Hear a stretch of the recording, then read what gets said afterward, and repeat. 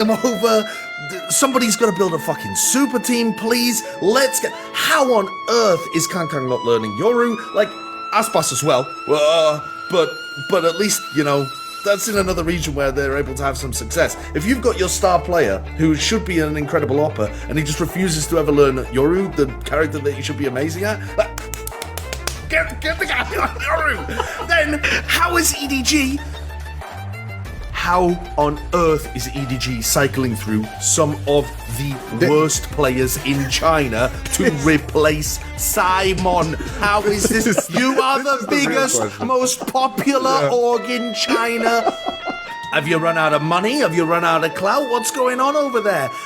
You should be making more roster moves than just the single player, and yet somehow you can't even get a good replacement for the one guy. I was fucking gobsmacked when I saw Jenny turn up and play the skirmish. I was like, what? They're keeping all of their old baggage with them as well? What are we talking about here? HFMI's about to come out and fucking give back rubs to Kang Kang. No, you're so right, because you would think, like, you're EDG, you're the most popular org in, like, the region where, you know, viewership, like, you're doing a fucking road show. The other, money like, is flowing EMEA like manna can barely from get heaven. 10 people to turn up. You're doing a fucking road show because the demand is so high. How the fuck can't you find a player that, like, how can you not just give the bag to someone who's amazing at this game? And but that is another point as well of, like, a lot of the, you know, I mean, we're gonna see AG. You got Fangir on AG. You got Raga on XLG. You got Vukashu in DRG. Like, a lot of their best players aren't even from their region. Like, there is man as well, yeah.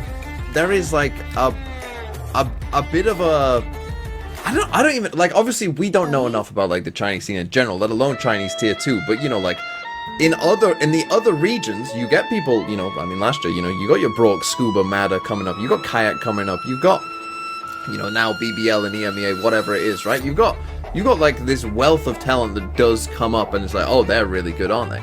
Right? And you see teams like, let's take Team Heretics were that team, and now they have been supplanted by, you know, the newer people coming in from EMEA who now are ahead of them.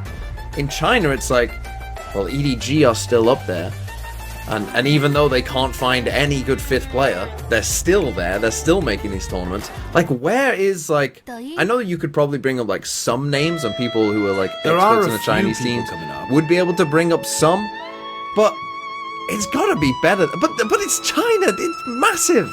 How is there so few? Okay. Think about Korea, about, right? right? Korea, it has a much smaller Valorant player base, surely. Even though I know it's grown a little bit. But they, like, Korea shits out fucking 10 players each year that are good. So there's a reason for that. That's because the Korean culture and approach, like, it's really supportive China cares about esports, don't they?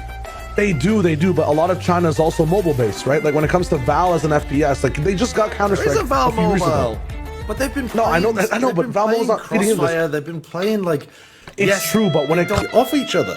If you watch NRG currently or Paper Rex, these teams that are genuinely really good at their micro, when they see a smoke, they have great protocols for, we spam into it, we double swing into it, we always know what we're doing in these situations. You know, one of us is always jiggle peeking and then the other one goes wide. They have so many of these small micro things that add up and add up and add up into being an overwhelming team to play against. I'm watching EDG and it's like, Kang just takes a fight. They don't have the team play in the micro of, you know, the fundamental stuff. I'm gonna jiggle for you, I'm gonna swing, and we're gonna make sure that we double, triple swing, these kind of things. It's not even about discipline at that point. It's about, like, having the reps of thinking this is the best way to play the game. I need to pull this guy's crosshair, so I jump, swing, and then the next guy comes in. Like, all of that is missing. Well, ironically, I think the two players that have it, and they don't matter as much right now in this meta, are Smoggy and Chichu. If you ever watch these guys on EDG, especially in the lower bracket run a little bit, where they're, like, last alive on site, some of the stuff they're doing, like in their crossfire protocols, and even attacking smokes together as two individuals, that shows up a little bit. That being said, there is just a lot of also Chichu, you peek, and then I peek, and we both just out frag. Like, that still exists, but I think it is on the play failure. is so bad though as well, man. Like that, his Astra is awful, and I think his smokes play in general is really lacking. Like, the EDG is not a super team anymore in terms of having it's just Kankang and Chishu. So, the last theory, hopefully they'll be back. Child, we just gotta hope and pray. The last theory for EDG specifically. EDG can still win. It's true. For EDG, I've ran my thoughts on it, my supercomputer theory thoughts. That like because they're saving money on CB on HFF5 because they're trying to clone Kong Kong with a chip inside that plays Yoru. I think that's where the money's going. Clone theory. Now, if someone comes in, doesn't speak much because they didn't, put enough research into the vocal cords and whatnot, just plays like crazy, is a silent player with no emotions, right? Might be a Kong Kong clone. So stay tuned. Look at the EDG pickups. Look at the biological history and where they were born, if you can. And if you're gonna pick a player from China, that was Goon too soon, I'd even be picking Kankan because I think he played better globally than he did regionally. Yeah. He's the kind of guy that like probably he steps up to these kind of global situations. The team around him gone perfectly in time, but Kankang, it would have been nice if he could like I don't know. We'll put Kankang onto a different squad and he gets to put him on AG a little bit. Yeah, exactly. Could be a lot.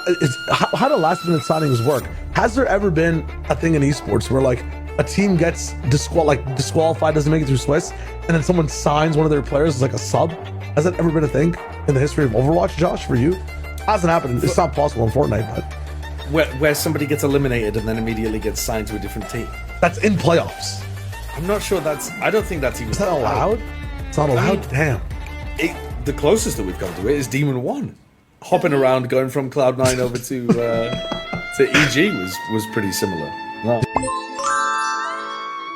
愿每一个热爱电竞的你们都能坚守那份激情与梦想，见证 CN 瓦的崛起。